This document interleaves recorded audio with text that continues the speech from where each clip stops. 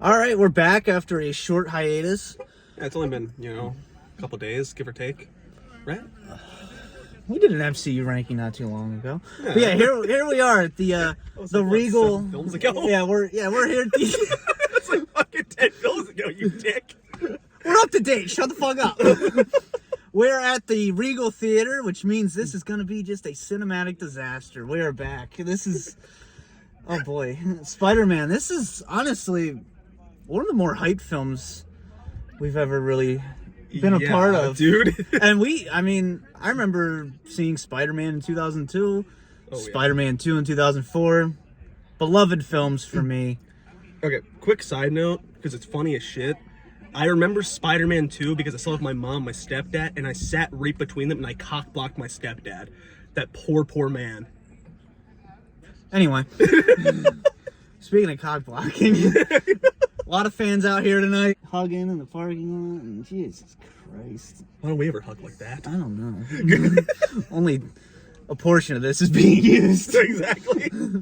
This is where the cut happens. Yeah, we're gonna head in, give our initial reaction. This is opening night, fucking 11 o'clock at night. Oh yeah, man. All right, we're gonna head in. Let's do this. Fuck yeah. It's so high tech now. All right, now let's go post these on eBay. All right, so we're at a random gas station. We just left the theater.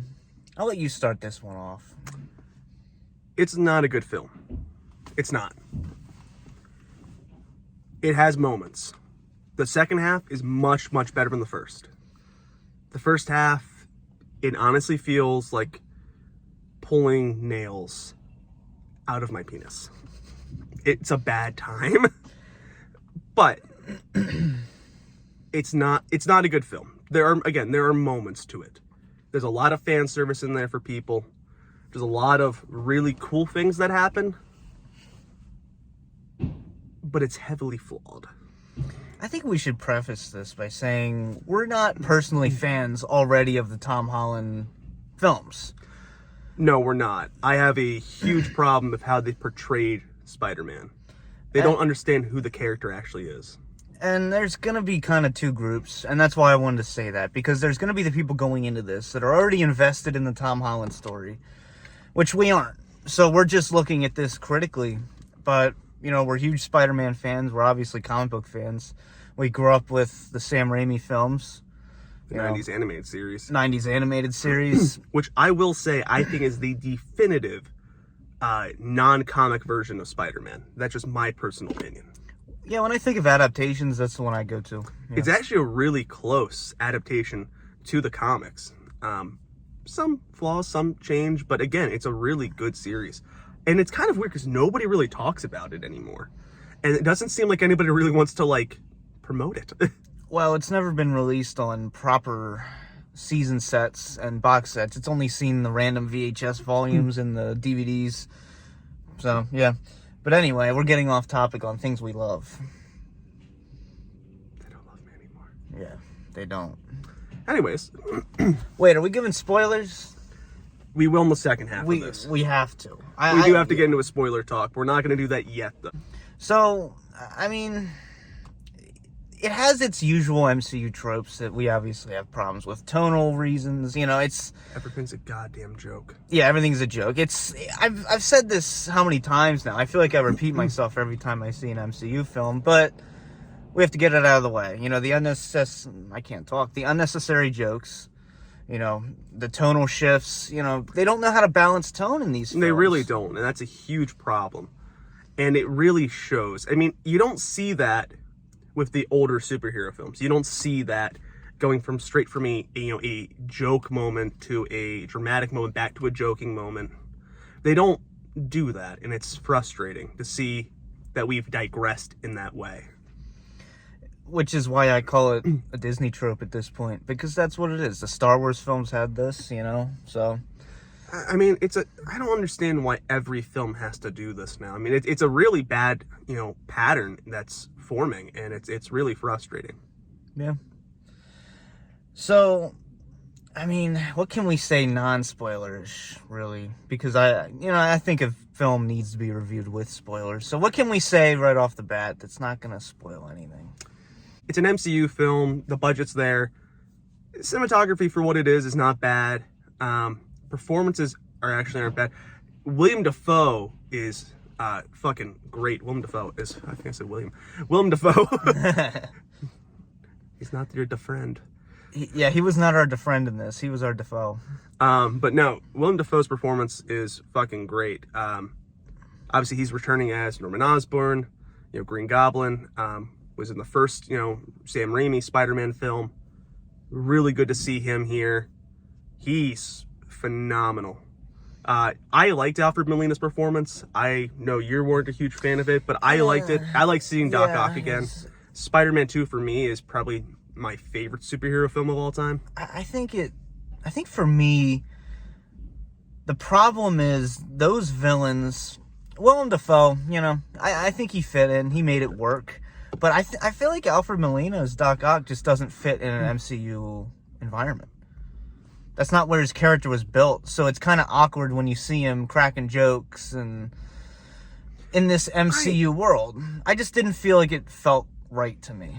I don't necessarily think he was making jokes too much. Well, he was a part of the MCU jokes, is more what I'm getting at. Yeah, the fucking, joke from the trailer, and this is not a spoiler because it's in the trailer, where they ask him what his name is, and he's like, Otto Octavius, and they just start laughing at him. I think that was one of the few moments in the theater, that I was just like, oh, fucking come on. Yeah. There were a few of those in the theater. There were a few of those. With great power comes great responsibility. And spoiling. Let's get to the spoilers. Heavy spoilers from here on out, so don't blame me if you get spoiled. You were warned. Hold on a moment. Before we get into this, I'm going to stop him one more time. I'm going to stop this one more fucking time. I will say the soundtrack's not bad. The film's pacing isn't terrible, actually. I actually think it gets better as the film goes on. Yeah, well, I was planning on getting to that later. Performances are good. I think the best performances in the film, ironically, don't come from... but this is my biggest problem with the Tom Holland films, is that the villains give better performances than he does. And Spider-Man Homecoming, the best part of that for me was Michael Keaton's, Vulture. And Far From Home, it's Jake Gyllenhaal's Mysterio. And this film, William Dafoe takes the cake, and he's really has, I would say in comparison, has a very little screen time. Yeah, he stole the show without having very much screen time. Alfred Molina's up there, and same with Jamie Foxx. Jamie Foxx's Electro gets redeemed in this film, in my opinion, for how badly butchered in Amazing Spider-Man 2. Are you ready for spoilers? I have a huge rant I need to get into. Yeah, let's get into the spoilers now. So if you're watching this at this point, stop. Okay. In the name of love. Before you break my heart. But anyway, so here's the problem with... It was kind of my biggest issue. And this will go kind of with the pacing, which I'll get to as well. I'll try not to draw this one out. So you have Tobey Maguire, you have Andrew Garfield, obviously joining Tom Holland in this film. And Miles Morales. But... That's a joke. He does not show up yet, but he is referenced. Somewhat. But we'll get to that.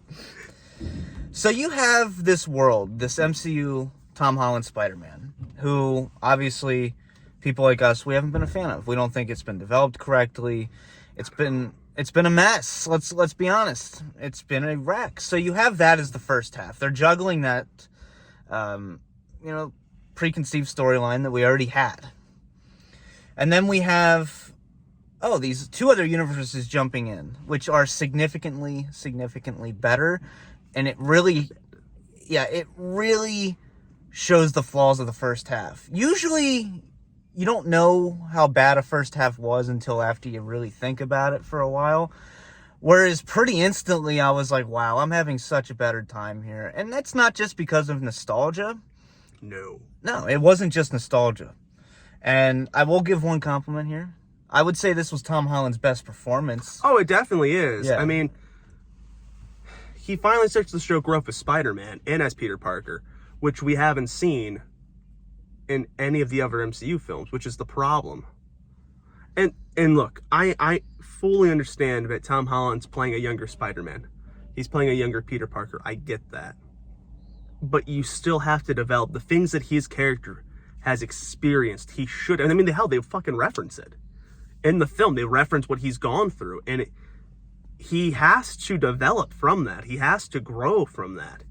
And the fact that he hasn't until, the second half of this film is bad writing. Yep, poor writing.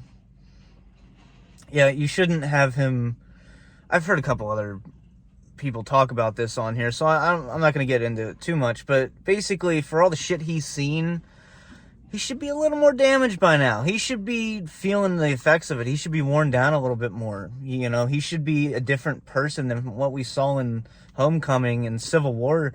And I feel like there's times where I'm just seeing the same, sensitized kid. He's supposed to be a desensitized, almost adult at this point, and it still doesn't feel like that. That's the problem. I think a big problem we have here is the MCU Spider-Man is flawed, and the problem is that the writers do not know how to write Spider-Man. I mean, this is the idea of Spider-Man is that he's supposed to be unlike other heroes. He's not supposed to have anybody else. He's supposed to be alone. He's not supposed to have wealth like the Fantastic Four. He's not supposed to have, camaraderie like the X-Men. He's not supposed to be loved like Superman. And I know I'm mixing here, but I think it's fitting. He's not, a war hero like Captain America. He's not, he's not perfect. I mean, at the end of the day, he's a fucking kid, with nobody. And the brilliance of Spider-Man is that even though he's like that, even though he's, flawed, and he's, not as powerful as these other heroes, doesn't have the things, is that he finds a way to overcome it and do good for the greater good, because he has the power and the ability to prevent bad things from happening. So he does. Related to that topic, do you want to talk about Aunt May? You can do it. I'll let you do this one. Okay, so before we get to that, I want to make one more point about the MCU Spider-Man. I will say, I did not expect to feel this way. At the end of this film, obviously, it's basically resolved where everyone now forgets Peter Parker. And he's now alone. He is now, in this dingy apartment. And he makes a suit from hand for once. It looks really good. That looks amazing. I looked over at you. I was like, wow, it took almost 3 films to feel like Spider-Man. I had the same, and I told you I had literally the same feeling. I mean, the thing I liked about, I will say this, I absolutely hated the first half of this film. I enjoyed the second half, and the ending, the very ending, I truly, truly loved. But I'm a little scared because I'm a little worried they're gonna X-Men Apocalypse us right here, where they're gonna they're gonna warm me up and stuff. They're gonna show me the suit, and I'm gonna be like, yes, this is Spider-Man. This is it. It's like, but it's gonna be like the 90s X-Men costumes, and then the next film I'm not gonna get that. Yeah, it's gonna be really sad. I almost had tears of joy. 90s X-Men. Oh my god. Yeah, we see the 90s X-Men costumes in the next film. Oh no, we're back to yellow. Fuck you. That's why. Yeah. Fuck you. But Aunt May. So, there's a reason why Uncle Ben hasn't been referenced in this trilogy, if you want to call it that. I guess the Homecoming trilogy, the Home trilogy. So, this whole time I've been trying to figure out why the hell haven't they brought up Uncle Ben? We only got one little Easter egg in Far From Home. Yeah, Far From Home. What's in Far From Home? Yeah, you had the briefcase that said BP, Ben Parker. Didn't he reference in Civil War? Didn't he reference Uncle Ben. I feel like he referenced Uncle Ben. Maybe? But like he didn't, like they kind of beat around the bush. They didn't say the line, but they beat around the bush with it. Yeah. But the whole time I'm like, why the hell haven't they? Because that's essential to Peter Parker, is Uncle Ben. That's what Spider-Man is. Like, that is the core of it. And I'm just like, wow, we're never going to get that, you know? But no. Oh, we got it. There's a reason why we haven't seen Uncle Ben in the MCU. Aunt May was the Uncle Ben. Fuck me. And that's exactly what you said right after she uttered the line, after her noble death, you know. What was that? I may or may not have just said something along the lines of, "Are you fucking kidding me?" Yeah. Or was it, "Oh, fuck me"? It was, "Oh, fuck me." It was, "Oh, fuck me." And I was just so happy with your reaction. Good times. You can't devalue Uncle Ben. Look, I'm fully aware that this is an adaptation. It does not have to be perfect to the comics, but when you have a character that is as rich as Spider-Man and has the history as rich as Spider-Man, you don't need to break what's already good. If it's working, you don't need to fix it. The reason Uncle Ben works is because it works. It's always worked. The impact of the character, the impact of the meaning behind that, and to change that again, it changes the connotation. And again, this fucking affects everything. And the fact that Peter's just now hearing this, you know, how many films in here? Technically 6 in the MCU. Yeah. Instead, you know, technically 6 films in the MCU of where we have had Peter Parker appearances. And this is, you know, the 3rd, you know, fucking, Spider-Man film. And it changes fucking everything. And look, I don't want to hear the bullshit of people being like, oh, we already saw it on screen twice. We didn't want to rehash it. We didn't want to see it again. No, you could have found a creative way to do it still. I don't want to hear that. It's essential to the character, henceforth, it needs to be there. That's like taking Batman and not having his parents be killed. That's exactly what that is. They just went to the farm. They just went to the farm. That's what Alfred told me. They live on the farm now. Should we talk about Miles Morales quick? Yeah. So I personally love Miles Morales. I'm really excited for the Into the Spider-Verse film sequel that's coming out. I love the first one. You still haven't seen Into the Spider-Verse, right? I have not. It's a great film. I recommend it to anybody. I do find it kind of funny that the best Spider-Man film we've gotten in probably about 10, 15 years is an animated Spider-Man film. But no, I mean there are a few references. We know that Donald Glover played the Prowler in the first Spider-Man, in Spider-Man: Homecoming, right? I know I don't know if he was officially the Prowler, yeah, but I know he's Miles' uncle. Yeah, they hinted at him, and we had a throwaway line. We did, by Electro. Yeah. Alright, look. How fucking hard was it to hire a young actor? There's plenty of them out there. Have him make a little cameo. Set him up. Why do you have to have a throwaway line? It's like Scorpion. They set him up in Homecoming. Still haven't seen him. It's all these setups, and it's just, a lot of them have payoffs, but a lot of them are just, you know, we'll save it for 8 movies later. Like, we'll just have, like, Abomination just show up in Shang-Chi fucking 13 years later, whatever the hell it was. Yeah, it's because people will pop for it. They know their audience. They're going to pop for it. It's a cheap pop. It is. I mean, again, do I have a problem with the line? No. Do I wish that we would have seen Miles Morales? Hell yeah. It would have been really cool to see a Miles Morales cameo. That would have been really interesting. Again, there were a lot of things they could have done with this film that could have made it better. This film is flawed. Again, did I enjoy parts of it? Yes. Did I really like parts of it? Oh, yeah. Did I dislike parts of it? Yeah, quite a bit. And it's just frustrating to see what little things could have been added or changed to make it that much of a better film, to make it an actual quality film. Look at me, I'm the prissy critic smoking a cigarette. But real quick before we get to our ratings, pacing. Pacing's like the number one thing I look for. That's the first thing I look for in a film. Pacing wise, the first half, as much as we disliked it, was fine. Yeah.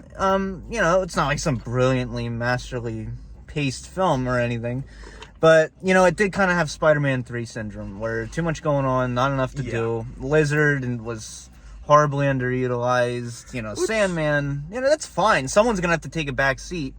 And it's just like, why the fuck didn't you do Sinister Six at this point? We got the Feisty Five. The Feisty Five. Well, barely, because, I mean, we only had 3 team up at once at one point, right? Or not many. Like, what was the most we've seen at once on screen? I mean, they were all on screen together. Yeah, but teaming up wise against the Spider-Men, so it wasn't even close. Technically 4, but really only. I mean, Doc Ock technically, yeah. But Doc Ock was good for most of the film, so does it really matter? All right, but yeah, and then you know you have the second half. You're trying to juggle literally 3 universes, and Andrew Garfield. He was the heart of the film for me. Andrew Garfield's Spider-Man was great. I mean, it honestly is really, it's sad to see Andrew Garfield Spider-Man. I mean, Andrew Garfield had 2 films, and he was a better Peter Parker and a better Spider-Man than Tom Holland is in 6 films. Shots fired. We're gonna get so much shit for this. I don't care, man. It's a reality. That's why we're doing this. It is an honest fact. You cannot honestly tell me, going off of the comics, that Tom Holland is a better Spider-Man, pound for pound, than Andrew Garfield or Tobey Maguire. And you cannot tell me he's a better Peter Parker, pound for pound, than Andrew Garfield or Tobey Maguire. Now, look, if you want to tell me that you like Tom Holland's Spider-Man the best, that's perfectly fine. I'm perfectly fine with somebody enjoying, you know, having a biased opinion, and you're allowed to have an opinion. It's generational at this point. It is. And again, I get it. But if you break down the comics, if you break down the movies and what we've seen going off of the source material, Tom Holland struggles as a Peter Parker. He really does. And I say that because we don't see we don't see Tom's genius. We don't see Peter's genius with Tom Holland's Spider-Man. We don't. We see him doing smart things because the MCU tells us that he's smart. They say, hey, he's smart. That's why these people who are really smart, who are giving him this technology or giving him this, help, are utilizing him. I don't like to be told things. I like to be shown things. Yeah. You see that of Andrew Garfield's Spider-Man. You see that in Amazing Spider-Man 2, which is an incredibly flawed film. But you see that in his Battle of Electro. What does he do? He's building things. We see him, his Peter, building things to basically try to combat Electro. He has to adapt. He can't just go into battle. He can't go and say, Mr. Stark, help me. Good Lord. And yeah, the Tony Stark, Ben Parker, no. He was not a placeholder for Ben Parker. No, he can't be, and that's the problem. Which I also would like to say this note. Peter says in the film, there's only ever been 1 week since I got bit by that radioactive spider where I felt normal. It was the week when you found out. It's like, Peter, no, you fucking didn't. You were literally grieving Tony's death. You were grieving Tony's death, and you were fighting Mysterio and almost died. And all your friends almost died repeatedly. That was not a normal week. That's not. I know it's not. All right, so look, I know it's a comic book film. That's why I don't really take reviews on comic book films very seriously. I'm more into artsy stuff, and you love filmmaking too. You're more into that stuff as well. So comic book films, we're able to just sit back and take it in and realize that and filter it through. Like what's important and what do we have to forgive because it's a comic book film. So that's why I'm having a hard time giving a rating for this one. I have a rating, and I will get to in just a second. I want to mention this because I think it's worth mentioning. We haven't really talked about him too much. Okay. Seeing Tobey Maguire back on screen, I actually teared up. I don't know if you teared up at all. I didn't know. But seeing Tobey Maguire back on screen for me, Tobey Maguire is my Spider-Man. That's the Spider-Man I grew up. I was, a little kid when they came out. I remember seeing in theaters. Yep. I remember seeing all three of the Sam Raimi trilogy in theaters. And that's who I grew up with Spider-Man. So seeing him back on screen was great. I had a shit-ass grin on my face seeing Willem Dafoe as Green Goblin again. Oh, dude. That was just, for me, and he improved Green Goblin. It was more comic book accurate, if anything. It actually was. He was fucking nuts, and I loved it. I didn't shed a tear for Toby. I did shed a tear when Andrew was talking about Gwen. Andrew Garfield, again, was the heart and soul of this film. I think they're setting it up. I would love to see Andrew Garfield return to the role again. I mean, I think he definitely could be. I know there's been rumors about him coming to the MCU as the Scarlet Spider. I know there's been talks about, another Amazing Spider-Man film down the line. He'll be back. I would love to see it, man. I would really love to see it. His time, Toby, as much as I love him, he's my live-action Spider-Man. This kind of did feel more like closure, Yeah. And then Andrew Garfield, he was grieving still. His story's not over. If you look at this film, he played it so perfectly. He was still in the grieving process. He was still fucked up. He was emotionally, if you notice, like little character nuances, he was the more emotional out of the group. He's like, I love you guys. Like, that's a joke, but at the same time, you have to look at why that joke's there. As someone with depression, I can say, but we picked that up. But I could literally walk into my work and just be like, I love you guys. And be like, okay, sad boy, get back to the corner for you. Yeah, we picked that one up quick. All right, this one's going long. Rating. 2.8 out of 5. And I say that because the first half is really, really bad. It's really, really long. It drags. It really does. The characters that they try to, build, these villains that we already know, they try to build upon them, and they just don't really do a good job with it. They don't. But the second half, it does pick up. Around the time that I would say, right after Aunt May dies, slightly before, it gets better. It does. It starts to get better, and then from that point on, it doesn't really stop for me. And that's the point of which Andrew Garfield and Tobey Maguire show up into the film, and then they kind of carry the film, and then we see Tom Holland's Spider-Man return, and his character really grows during that period. So, I mean, I think with that, the film really hits its steam and really gets a lot better. Pacing overall for the film is solid, and cinematography is fine. Effects are fine for the most part. I mean, again, I expect this from a big budget film, but the writing really struggles at times, and it feels very convoluted at times. The whole story. I mean, that's the whole problem with this. There's too much going on. Either I would have loved to see this film be like an extra, 30, 40 minutes longer and actually properly develop everybody, or I would have liked to have seen, unfortunately, some of the characters cut out, or basically neutralized very early on, and we didn't have to worry about, because I just think it's too much for it, what they're trying to do in the time frame that they're trying to do. And I know this film's about, I think it's like 2 hours and 28 minutes. I think that's what it is, the runtime roughly. There, yeah. And it's fine, I like longer films. I do.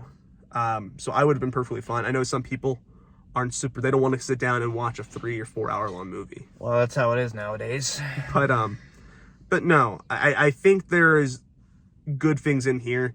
The ending really redeems it for me. It actually gives us the feeling of Spider-Man at the end. So, again, I think it's incredibly flawed. The writing is what brings it down the most, unfortunately. So because of that, I give it a 2.8. I was going to give 2.25. I usually go a little lower when it comes to comic book films. Maybe I'm a little, like I said earlier. But he's artsy fartsy. Yeah, my bad. But, one thing I didn't mention, or we didn't mention, fan service, I thought was handled a little better than some of the other entries in the MCU. It wasn't forced like some of the other ones. There were some moments where, like, all right, that line, a little unnatural fan service. But for the most part, it was a little more balanced. They learned. But, cinematography, pacing, we already went over all that. So 2.25, You know, I had a decent time towards the end. And, you know, the problem with what you said was the end felt like Spider-Man. That's the problem. The whole film should. Oh, it should. And that, again, that's a huge problem. But that goes into the whole problem the MCU's had with its Spider-Man. I mean, we could literally we could do a breakdown video. If you guys want us to do a breakdown video, let us know. I'm more than willing to do a breakdown video explaining what the flaws of MCU Spider-Man is in detail. We could go on for hours. We could go on for hours, but we could break it down for you guys. If you want that, let us know in the comments. I would do that. I think it'd be really interesting. We'll do a breakdown. We will break down all 3 films, and we can compare them to comics. Again, let us know. If you want that, we will do it. Everything wrong with the MCU Spider-Man? Who knows? But yeah, stay tuned. We might do that. For now, peace out. Venom.